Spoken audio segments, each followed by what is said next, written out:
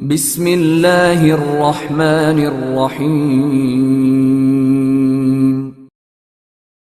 اس رومی جرنیل نے خاصی دور جا کر گھوڑا روکا اور جو غریبانہ کپڑے اس نے اپنے جنگی لباس پر پہنے تھے وہ اتار کر پھینک دیے اور آگے کو چل پڑا۔ اب اسے پکڑے جانے کا کوئی خطرہ نہیں تھا۔ اگر علاقہ میدانی ہوتا تو وہ بہت دور نکل گیا ہوتا، لیکن پہاڑی علاقے میں اسے دائیں بائیں بہت مڑنا پڑتا تھا، اس لیے وقت زیادہ گزر رہا تھا اور فاصلہ کم طے ہو رہا تھا۔ اتنے میں سورج غروب ہو گیا۔ پیچھے فرما میں اس کے محل سے تمام مال غنیمت برآمد کر کے اکٹھا کر لیا گیا تھا۔ وہ تو زر و جواہرات کا ایک خزانہ تھا، دیگر ساز و سامان اور کپڑے وغیرہ بھی بیش قیمت تھے۔ مجاہدین نے بھاگ دوڑ کر شہریوں میں امن و امان قائم کر دیا۔ بدوؤں پر خاص طور پر نظر رکھی گئی تھی کہ وہ کسی شہری کے گھر میں داخل نہ ہوں۔ انہیں بتایا گیا تھا کہ وہ کون سی اشیاء ہوتی ہیں جنہیں مال غنیمت میں شمار کیا جاتا ہے اور یہ اشیاء کہاں کہاں ہوتی ہے۔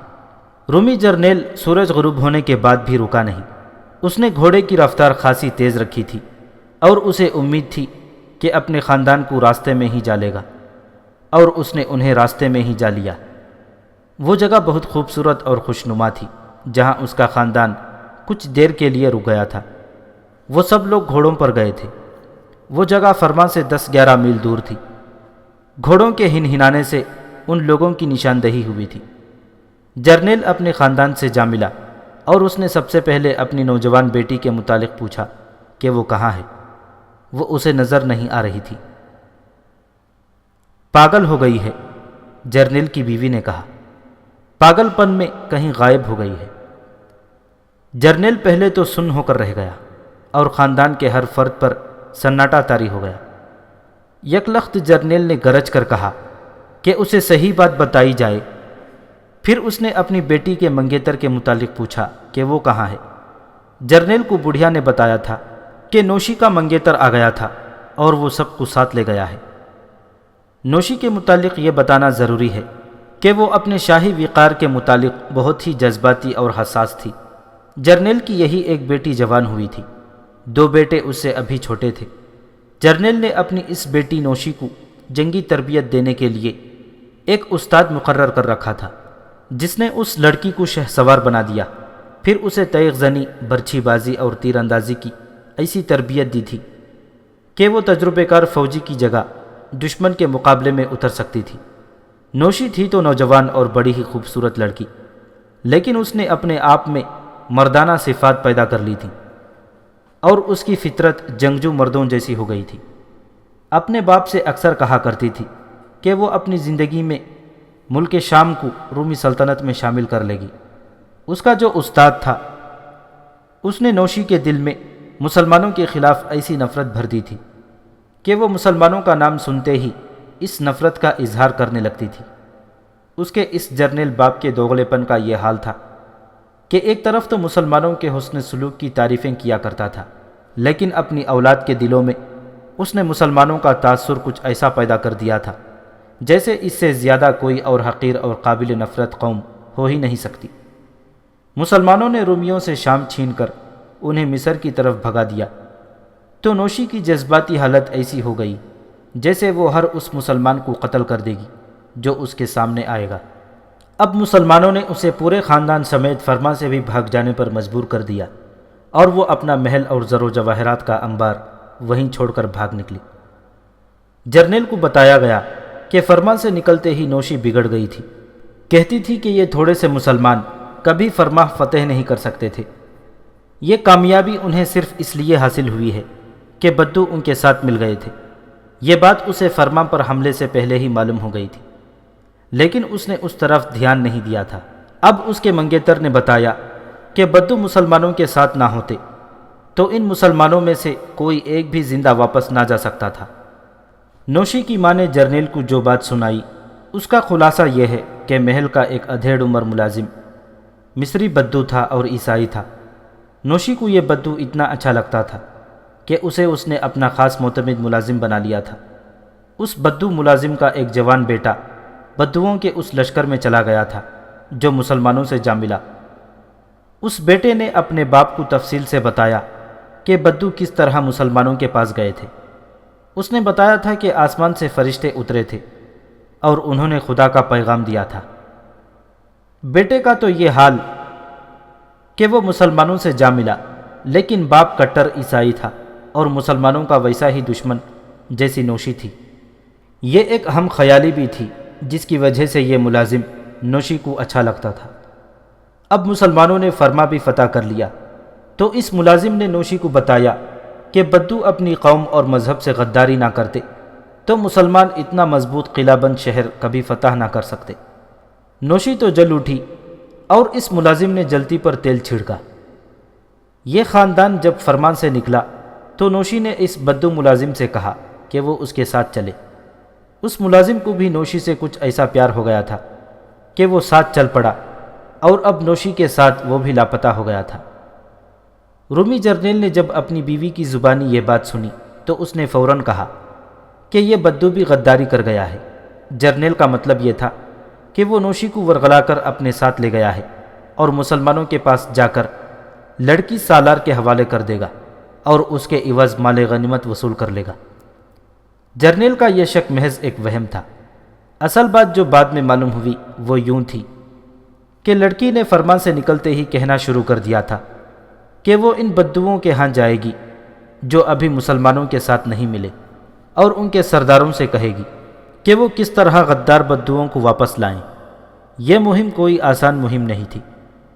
نوشی شاید اپنے آپ کو شاہی خاندان کی لڑکی اور بدوؤں کو اپنی رعایا سمجھ کر حکم چلانا چاہتی تھی، لیکن بعد میں یہ راز کھلا کہ اس بدو ملازم نے اسے کہا تھا کہ وہ اسے اپنے ساتھ ایک ایسے بدو کے پاس لے جائے گا جس کے ہاتھ میں غیبی طاقت ہے اور وہ جو چاہے کر سکتا ہے۔ وہ شخص کوئی جادو چلانے کا علم رکھتا تھا اور لوگ اسے غیب کا اور آنے والے وقت کا حال پوچھنے جاتے تھے، اور وہ پر اسرار بیماریوں کا علاج بھی کرتا تھا۔ بدو ملازم نے نوشی کو یقین دلا دیا کہ یہ شخص جسے سب جادوگر کہتے ہیں اگر حکم دے دے یا بدوؤں کو ڈرا دے تو کوئی اور بدو مسلمانوں کے لشکر میں شامل نہیں ہوگا، اور جو شامل ہو چکے ہیں وہ واپس آ جائیں گے۔ نوشی کی ماں نے جرنیل کو بتایا کہ نوشی کی جذباتی حالت بہت ہی بری ہو گئی تھی، اور وہ فرمان سے کچھ دور آ کر گھوڑا روک لیتی اور کہتی تھی کہ وہ جا رہی ہے۔ اسے زبردستی آگے لے جاتے تھے۔ وہ علاقہ ایسا تھا کہ چٹانوں اور ٹیکریوں کی وجہ سے ہر چند قدم بعد دائیں یا بائیں مڑنا پڑتا تھا، اور جگہ اتنی تنگ تھی کہ گھوڑے ایک دوسرے کے پیچھے قطار کی صورت میں ہی چلائے جا سکتے تھے۔ نوشی کی کوشش یہ تھی کہ وہ سب سے آخر میں رہے۔ خاصی دور جا کر ایسی جگہ آ گئی کہ پیچھے والے کو اپنے آگے جانے والے گھوڑے کی خبر بھی نہیں رہتی تھی۔ یہ قافلہ اصل راستے سے ہٹ کر دشوار گزار راستے سے جا رہا تھا تاکہ مسلمان تعاقب میں آئیں تو انہیں کچھ نہ ملے۔ ایک جگہ ذرا کشادہ آئی تو دیکھا نوشی اس قافلے کے ساتھ نہیں تھی اور بدو ملازم بھی نہیں تھا۔ نوشی کے منگیتر نے کہا کہ وہ اس کے پیچھے جا رہا ہے۔ اس نے یہ بھی کہا کہ اس کا انتظار نہ کیا جائے، سب چلتے چلیں، کیونکہ ہو سکتا ہے نوشی اسے نہ ملے اور وہ اسے ڈھونڈ کر ساتھ لے کر ہی آئے گا۔ اس طرح جرنیل کا خاندان بلبیس کی طرف بڑھتا گیا اور منگیتر نوشی کے پیچھے چلا گیا۔ جرنیل غصے سے اٹھ کھڑا ہوا، کہنے لگا کہ وہ بھی اس کے پیچھے جاتا ہے، لیکن بیوی نے اسے پکڑ کر بٹھا لیا اور کہا کہ اتنا وقت گزر چکا ہے، اب اس کے پیچھے جانا محض حماقت ہے۔ مجھے اس کے پیچھے نہیں جانا چاہیے، جرنیل نے کہا۔ مجھے فوراً بلبیس پہنچنا ہے، ورنہ وہاں فوج میں یہ مشہور ہو جائے گا کہ میں شکست کھا کر کہیں اور فرار ہو گیا ہوں۔ اپنی بیٹی کے متعلق یہ پریشانی ہے کہ وہ مسلمانوں کے ہاتھ چڑھ جائے گی اور کوئی عربی بدو اسے اپنی بیوی یا داشتہ بنا لے گا۔ یہ ڈر بھی ہے کہ یہ مصری بدو ہی لڑکی کو اپنے قبضے میں رکھ لے گا۔ میں غلط نہیں کہہ رہی، جرنیل کی بیوی نے کہا۔ لڑکی پاگل ہو چکی ہے، وہ آ بھی گئی تو اس کا دماغ ٹھکانے نہیں آئے گا۔ میں اسے بتاتی رہتی تھی کہ عقل پر جذبات کو غالب کرنے والے تباہی کی طرف ہی جایا کرتے ہیں، لیکن میں نے دیکھا ہے کہ لڑکی جذبات کے رنگ میں سوچتی تھی اور عقل استعمال نہیں کرتی تھی۔ ہم نے بھی کبھی خیال نہ کیا کہ اس کا یہ ملازم بھی اور استاد بھی اسے بڑی گھٹیا اور جذباتی کہانیاں سناتے رہتے تھے، اور ہم یہ سمجھتے رہے کہ لڑکی میں قومی وقار اور جنگی جذبہ ہے جو سلطنت روم کو مضبوط بنائے گا۔ بدو ملازم دیانت دار تھا یا بددیانت، یہ ایک الگ بات ہے۔ اسے یہ معلوم تھا کہ بدوؤں کا علاقہ کون سا ہے اور جس کے پاس وہ نوشی کو لے جا رہا ہے وہ کہاں رہتا ہے۔ یہ بدو نہایت اچھا رہنما تھا کیونکہ وہ خود بدو تھا اور اپنے علاقے سے پوری طرح واقف تھا۔ بدوؤں کا علاقہ دور دور تک پھیلا ہوا تھا۔ ایک تو وہ علاقہ تھا جہاں کے بدو مسلمانوں کے ساتھ جا ملے تھے، اور ایک علاقہ فرما سے ذرا آگے اور الگ ہٹ کر تھا جو زیادہ سرسبز اور شاداب تھا۔ یہاں بھی بدو رہتے تھے۔ اس سرسبز و شاداب علاقے کے بدو صحرائی بدوؤں سے، یعنی ان بدوؤں سے جو مسلمانوں کے پاس چلے گئے تھے، کچھ مختلف تھے تو یہ بھی توہم پرست، لیکن ان کے عقائد دوسروں سے مختلف تھے۔ یہ بھی عیسائی تھے، لیکن انہیں ایک اور ہی فرقے کے عیسائی کہا جا سکتا ہے۔ اصل خطرے والی بات یہ تھی کہ بدو ملازم کوئی دانشمند اور دور اندیش آدمی نہیں تھا۔ وہ نوشی کی وفاداری کی وجہ سے اس کا ساتھ دے رہا تھا۔ اسے مسلمانوں کے خلاف کہانیاں سنا سکتا تھا، لیکن کوئی دانشمندانہ مشورہ دینے کے قابل نہیں تھا۔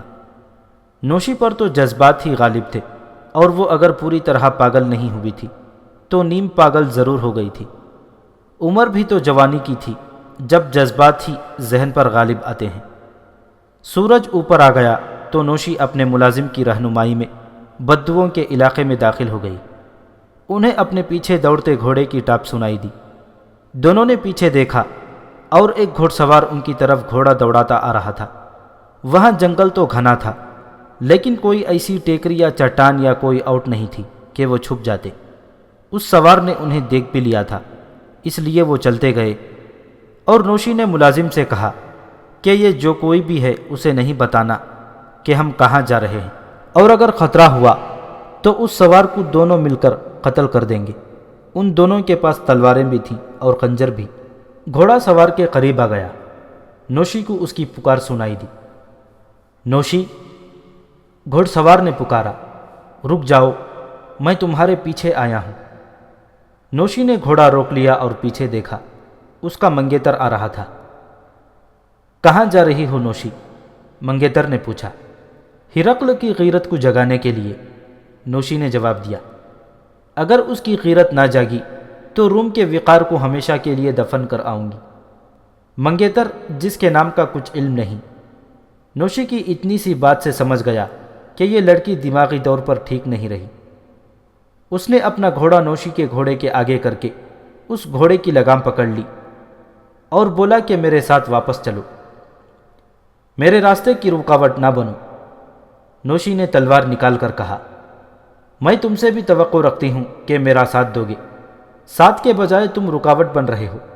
میں تمہیں مسلمانوں سے بدتر دشمن سمجھوں گی، میرے راستے سے ہٹ جاؤ۔ میں تمہیں اپنی محبت کا واسطہ دیتا ہوں، منگیتر نے کہا، تم پر زبردستی نہیں کروں گا، میں بھی رومی ہوں، مر نہیں گیا۔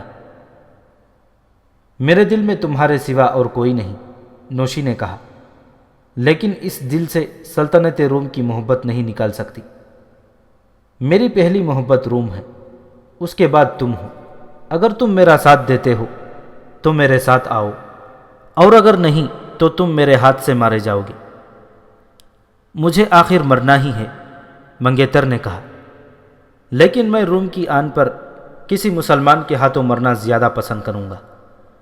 میں جانتا ہوں تم بدوؤں کے سرداروں سے ملنے جا رہی ہو، لیکن یہ کام ایک عورت کا نہیں، یہ جرنیلوں کی سطح کا معاملہ ہے۔ یہ بدو تمہیں کمسن لڑکی سمجھ کر ٹال دیں گے۔ کون سے مردوں کی بات کر رہے ہو؟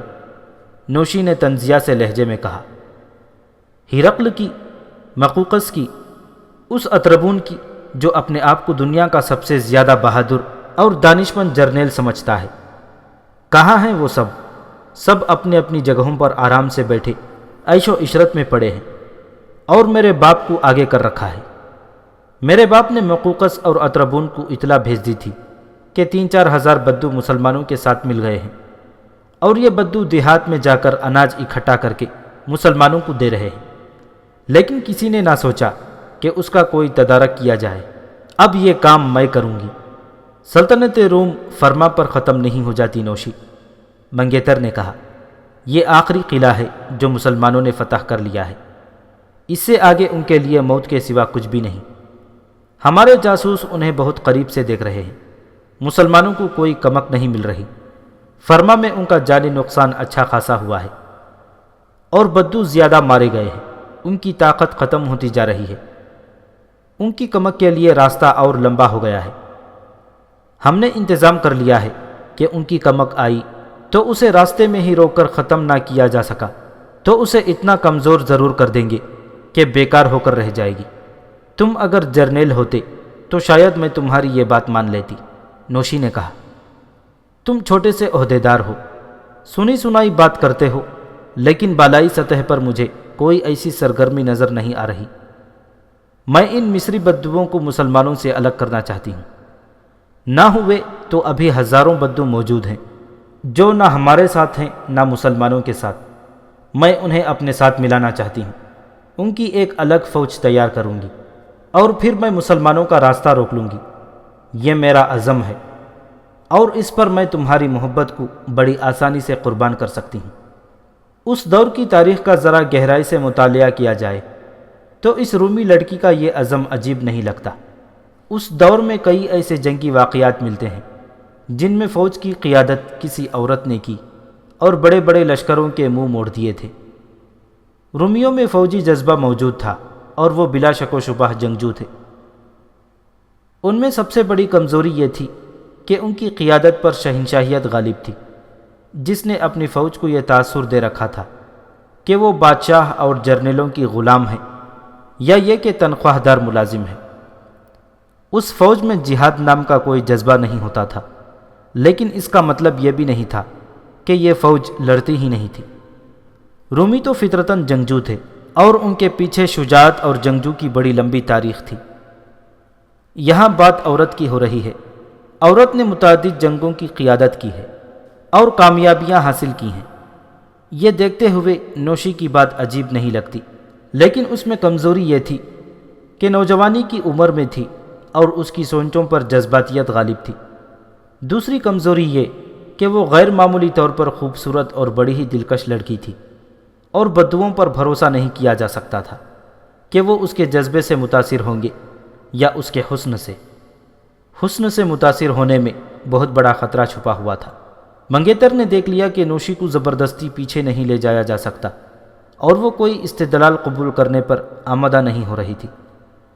منگیتر اسے تنہا نہیں چھوڑ سکتا تھا، وہ اپنے آپ کو آمادہ کر ہی نہیں سکتا تھا کہ اتنی حسین اور نوجوان لڑکی کو بدوؤں کے پاس جانے دے۔ اس نے اس ادھیڑ عمر بدو ملازم سے پوچھا کہ اسے کہاں لے جا رہا ہے، جو ملازم نوشی کے ساتھ جا رہا تھا۔ مجھ پر کوئی الزام نہیں آنا چاہیے، ملازم نے ڈرے سہمے ہوئے غلامانہ لہجے میں کہا۔ شہزادی کے ساتھ آپ نے خود بات کر کے دیکھ لیا ہے، انہوں نے آپ کی بات ماننے کے بجائے تلوار نکال لی ہے۔ خود ہی سوچیں کہ میں ان کے ساتھ آنے سے کس طرح انکار کر سکتا تھا۔ منگیتر نے ملازم کو ڈانٹ کر کہا کہ وہ اس کے اس سوال کا جواب دے کہ نوشی کو کہاں لے جا رہا ہے۔ ہامون کے پاس، ملازم نے جواب دیا۔ کون ہے ہامون؟ منگیتر نے پوچھا۔ اسے سب جادوگر کہتے ہیں، ملازم بدو نے جواب دیا۔ وہ جادوگر ہے یا نہیں، میں یہ جانتا ہوں کہ اس کے پاس غیب کا کوئی علم ہے جس سے وہ ہر اس سوال کا جواب دے دیتا ہے جس کا جواب کہیں سے بھی نہیں مل سکتا، خواہ یہ سوال آنے والے وقت کے متعلق ہی ہوں۔ اس کی اس غیبی طاقت کی وجہ سے تمام بدو اس کی ہر بات مانتے ہیں۔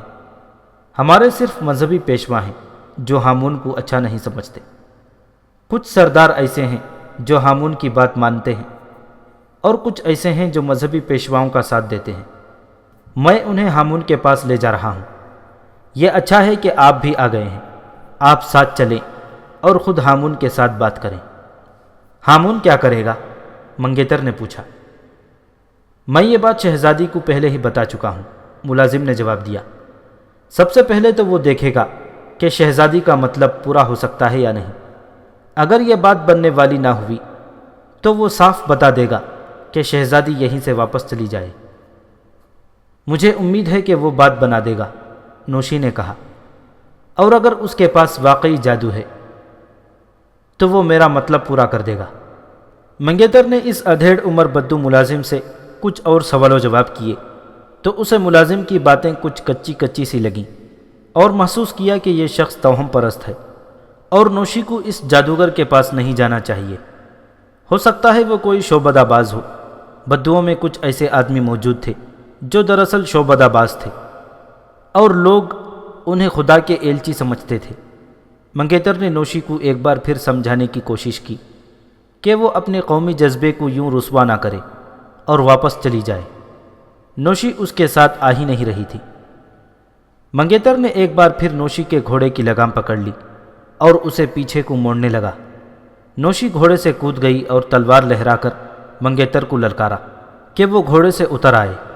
منگیتر گھوڑے سے تو اتر آیا لیکن تلوار نہ نکالی۔ یہ تو ہو ہی نہیں سکتا تھا کہ وہ تلوار نکال کر نوشی کے مقابلے میں آ جاتا۔ وہ نوشی کے قریب گیا تو نوشی نے تلوار دائیں بائیں ہوا میں بڑی زور سے مار کر اس کی نوک منگیتر کے سینے پر رکھ دی۔ تلوار نکالو، نوشی نے کہا، مجھ سے دور رہو۔ یہ تلوار میرے سینے میں اتار دو، منگیتر نے کہا، پھر جہاں جی چاہے چلی جانا، جب تک میں زندہ ہوں تمہیں کہیں نہیں جانے دوں گا۔ بدو ملازم ان کے درمیان آ گیا۔ نوشی اسے ڈانٹنے اور دھمکانے لگی کہ وہ درمیان سے ہٹ جائے، لیکن وہ ہٹ نہیں رہا تھا۔ وہ دیکھ رہا تھا کہ نوشی پر ایسی کیفیت طاری ہے کہ اپنے منگیتر کے سینے میں تلوار اتار ہی دے گی۔ نوشی منگیتر کو مقابلے کے لیے للکار رہی تھی، لیکن منگیتر تلوار نیام سے نکال ہی نہیں رہا تھا۔ ملازم نے ایک طرف ہو کر نوشی کی تلوار والے ہاتھ کی کلائی پکڑ لی۔ وہ کلائی چھڑانے لگی تو منگیتر کو اس پر قابو پانے کا موقع مل گیا۔ اس نے پیچھے ہو کر نوشی کی کمر میں بازو ڈالے اور اسے جکڑ لیا۔ نوشی آزاد ہونے کو تڑپنے لگی۔ چھوڑ دو اسے، ایک آواز گرجی۔ تینوں بے حس و حرکت ہو گئے اور جہاں تھے وہیں رہے۔ پھر آہستہ آہستہ سیدھے ہو کر اس طرف دیکھنے لگے جدھر سے آواز آئی تھی۔ وہ ایک گھوڑ سوار تھا، کالی داڑھی سلیقے سے تراشی ہوئی تھی، عمر 35 سال کے لگ بھگ، اور وہ تنومند اور دراز قد آدمی تھا۔ اس کا لباس ایسا تھا جیسا بدوؤں کے سردار اور سرکردہ افراد پہنا کرتے تھے۔ اس کی وجاہت ایسی تھی کہ دیکھنے والے پر اثر انداز ہوتی تھی۔ اس کی شخصیت نوشی اور اس کے منگیتر پر کچھ ایسی اثر انداز ہوئی کہ نوشی نے تلوار نیچے کر لی اور اسے کچھ حیرت سے دیکھنے لگی۔ اس کے منگیتر پر بھی ایسا ہی اثر ہوا تھا۔ وہ بھی چپ چاپ اس شخص کو دیکھنے لگا۔ صاف پتہ چلتا تھا کہ ان دونوں پر اس شخص کا رعب طاری ہو گیا ہے۔ بدو بیچارہ تو تھا ہی ملازم، اس لیے وہ الگ ہٹ کر کھڑا ہو گیا۔ گھڑ سوار ان کے قریب آیا اور ان کے ارد گرد خاموشی سے گھوما اور انہیں دیکھتا رہا۔ آخر اس نے گھوڑا روکا اور نوشی سے پوچھا کہ وہ کون ہے۔ نوشی جیسے اچانک بیدار ہو گئی ہو۔ اس نے فخریہ لہجے میں اسے بتایا کہ وہ ایک جرنیل کی بیٹی ہے اور اس کا تعلق ہرقل کے شاہی خاندان سے ہے۔ یہ میرا منگیتر ہے، نوشی نے جواب دیا۔ یہ فوج میں عہدیدار ہے اور یہ ہمارا ملازم ہے۔ مجھے تمہارے معاملات میں دخل دینے کا حق نہیں ہونا چاہیے، اس شخص نے گھوڑا روک کر کہا۔ لیکن میں نے کچھ اور دیکھا تھا، میں اس لیے دخل دے رہا ہوں۔ تم لوگ میرے علاقے میں ہو اور میرا فرض ہے کہ جو کوئی مصیبت میں ہو اس کی مدد کروں۔ اے لڑکی، تم شاہی خاندان کی لڑکی ہو یا کسی غریب آدمی کی، مجھے اس سے کوئی دلچسپی نہیں۔ تم پر یہ دونوں زبردستی کر رہے تھے۔ کیا تمہیں میری مدد کی ضرورت ہے؟ ہو سکتا ہے تم میری کچھ مدد کر سکو، نوشی نے کہا۔ یہ دونوں مجھ پر ویسی زبردستی نہیں کر رہے تھے جو تم سمجھ رہے ہو۔ یہ مجھے واپس اپنے ماں باپ کے پاس لے جانا چاہتے ہیں۔ یہ میرے دشمن نہیں۔ پہلے میری بات کا جواب دو، نوشی کے منگیتر نے اس آدمی سے پوچھا۔ تم کون ہو؟ میں تمہیں اس قابل سمجھتا ہوں کہ تمہاری عزت کروں۔ میں تمہارے اس جذبے کی قدر کرتا ہوں کہ تم اس لڑکی کی مدد کے لیے رک گئے ہو۔ کیا یہ بہتر نہ ہوگا کہ ہم بیٹھ کر اور آرام سے بات کریں؟ اس آدمی نے کہا۔ یہ تینوں اور وہ آدمی اپنے گھوڑے کھلے چھوڑ کر ایک درخت کے نیچے بڑھ گئے۔ میرا نام سالی نوش ہے، اس اجنبی نے کہا۔ میں اصلاً مصری بدو ہوں اور عیسائیت میرا مذہب ہے۔ میں اپنے قبیلے کا سردار تو نہیں ہوں، لیکن تمام قبیلوں کے سردار میری عزت اس طرح کرتے ہیں جیسے میں سب کا سردار ہوں۔ تم کس کے وفادار ہو؟ نوشی نے پوچھا، اپنے بدوؤں کے یا شاہ روم کے؟ شاہ روم کو میں اپنا بادشاہ سمجھتا ہوں، سیلینوش نے جواب دیا۔ یہ نہ سمجھنا کہ تم نے کہا ہے کہ تم شاہی خاندان کی لڑکی ہو تو میں نے تمہارے ڈر سے اپنی وفاداری بتائی ہے۔ میں شاہ روم ہرقل کا وفادار ہوں اور اس کی عیسائیت کو مانتا ہوں۔ میں نہیں مانتی، نوشی نے کہا۔ تم شاہ روم کے وفادار ہوتے تو تمہارے قبیلے کے تمام جوان شاہ روم کی فوج میں ہوتے۔ کیا تمہیں معلوم ہے کہ مسلمانوں نے عریش کے بعد فرمان پر بھی قبضہ کر لیا ہے؟ میں تمہیں یہ بھی بتا دیتی ہوں کہ فرمان کی فوج کی کمان میرے باپ کے ہاتھ میں تھی۔ یہ بھی سن لو کہ میں اپنے باپ اور اپنے اس منگیتر کو بزدل اور بھگوڑا سمجھتی ہوں۔ میں نے اپنی وفاداری کی بات کی ہے، سیلینوش نے کہا۔ بدوؤں کے قبائل کی اپنی اپنی سوچ ہے۔ بہت عرصہ پہلے انہیں حکم دیا گیا تھا کہ فوج میں شامل ہو جائیں، لیکن بدوؤں نے انکار کر دیا۔ وہ آزاد لوگ ہیں، کسی کا حکم نہیں مانتے۔ انہیں تم اپنے راستے پر چلانا چاہو گی تو اس طریقے سے بات کرو گی جو ان کے دلوں کو اچھی لگے گی۔ اگر انہیں اپنی رعایا سمجھ کر مویشیوں کی طرح ہانکنا چاہو گی تو وہ تمہارے پیچھے نہیں چلیں گے۔ کیا تمہیں معلوم ہے، نوشی نے پوچھا، کہ 3500 بدو مسلمانوں کے لشکر میں شامل ہو گئے ہیں؟ مجھے معلوم ہے، سیلینوش نے نوشی کی بات کاٹتے ہوئے کہا۔ کوئی ایسے آدمی پیدا کرو جو مسلمانوں کی طرح بات کرنا جانتے ہو اور ان کا رویہ مسلمانوں جیسا ہو۔ پہلے یہ بتاؤ تم کہنا کیا چاہتی ہو، پھر یہ بتاؤ کہ تمہارا یہ منگیتر بات کیوں نہیں کرتا؟ یہ بھی بات کرے گا، نوشی نے اپنے منگیتر کے متعلق کہا۔ پہلے مجھ سے سن لو کہ میں کیا چاہتی ہوں۔ میں بدوؤں کی ایک فوج بنانا چاہتی ہوں۔ میرا یہ ملازم مجھے اپنے ساتھ لایا ہے۔ یہ انہی بدوؤں کے ایک قبیلے کا فرد ہے۔ یہ مجھے ایک جادوگر ہامون کے پاس لے جا رہا ہے اور کہتا ہے کہ بدو اسے مانتے ہیں۔ کیا اس مسئلے میں میری کچھ مدد کر سکتے ہو؟ میں ہامون کو جانتا ہوں، سیلینوش نے کہا۔ کہو گی تو میں بھی تمہارے ساتھ چلوں گا۔ میں اس لیے تمہارے ساتھ چلوں گا کہ میری وفاداری رومیوں سے ہے۔ نوشی نے سیلینوش کے ساتھ وہ ساری باتیں کی جو وہ اپنے خاندان کے افراد کے ساتھ اور پھر منگیتر کے ساتھ اور بدو ملازم کے ساتھ بھی کر چکی تھی۔ اس نے بتایا کہ وہ کس طرح اس ملازم کو ساتھ لے کر اپنے خاندان سے نظر بچا کر الگ ہوئی اور چھپتی چھپاتی اس طرف آ گئی۔ اس نے یہ بھی بتایا کہ منگیتر کس طرح اس کے پیچھے آیا ہے اور یہاں آ کر اس نے آ لیا۔ یہ لوگ مجھے پاگل سمجھتے ہیں، نوشی نے کہا۔ یہ بیچارہ تو میرا ملازم ہے، اس لیے میرا ساتھ دے رہا ہے، لیکن منگیتر مجھے واپس لے جانے آیا تھا۔ میں سلطنت روم کی آن پر اپنی محبت ہی نہیں، اپنی جان بھی قربان کر دوں گی۔ تم سوچو، ملک شام ہم سے چھین گیا ہے اور مسلمان مصر کا دوسرا بڑا شہر ہم سے لے چکے ہیں۔ ہم جب تک قومی جذبے کی شدت سے پاگل نہیں ہو جائیں گے، ان مسلمانوں کو جو دراصل عرب کے بدو ہیں پیچھے نہیں دھکیل سکیں گے۔ ان سے ہمیں ملک شام بھی لینا ہے۔ آفرین، سیلینوش نے کہا۔ تمہارے اس جذبے کی قدر صرف میں کر سکتا ہوں۔ مجھے امید ہے کہ بدوؤں کی ایک فوج تیار ہو جائے گی، لیکن پہلے ہامون کے ساتھ بات کرنی ہوگی۔ میں پہلے زبردستی والی بات صاف کر دوں، نوشی نے کہا۔ میرے قومی جذبے کی شدت کا یہ عالم ہے کہ میں نے تلوار نکال لی تھی، اور تم نہ آ جاتے تو میں منگیتر کو قتل کر دیتی یا اس کے ہاتھوں قتل ہو جاتی۔ ان دونوں نے مجھ سے تلوار چھیننے کے لیے مجھے جکڑ لیا تھا اور تم آ گئے۔ دیکھ شہزادی، سیلینوش نے کہا، ان کا تم پر یہ جبر غلط نہیں تھا۔ جس کام کے لیے تم آئی ہو، تم جیسی ایک لڑکی کے بس کی بات نہیں۔ تمہاری عمر اور تمہارا حسن ایسا ہے کہ ہمارے کسی مذہبی پیشوا کی نیت بھی خراب ہو سکتی ہے۔ قبیلوں کے سردار آسمان سے اترے ہوئے فرشتے نہیں۔ اب تمہارا منگیتر بھی آ گیا ہے اور میں بھی آ گیا ہوں۔ میں تو جا کہیں اور رہا تھا، لیکن مجھ میں بھی وہ جذبہ ہے جو تمہیں پاگل کیے ہوئے ہے۔ میں تمہارا ساتھ دوں گا۔ کام دو ہیں، نوشی نے کہا۔ ایک یہ کہ ان بدوؤں کو رومی فوج میں لانا ہے، اور دوسرا کام یہ ہے کہ جو بدو مسلمانوں کے پاس چلے گئے ہیں انہیں مسلمانوں کے خلاف بدزن کر کے واپس لانا ہے۔ یہ دوسرا کام آسان نہیں، سیلینوش نے کہا۔ اس کے لیے ہمیں اپنے کچھ آدمی وہاں بھیجنے پڑیں گے جو یہ ظاہر کریں گے کہ وہ مسلمانوں کے لشکر میں شامل ہونے کے لیے آئے ہیں اور وہ مسلمانوں کے کردار سے بہت ہی متاثر ہیں۔ پھر یہ آدمی درپردہ ایسے حالات پیدا کر لیں گے جو بدوؤں کو مسلمانوں کے خلاف بدزن کر دیں گے۔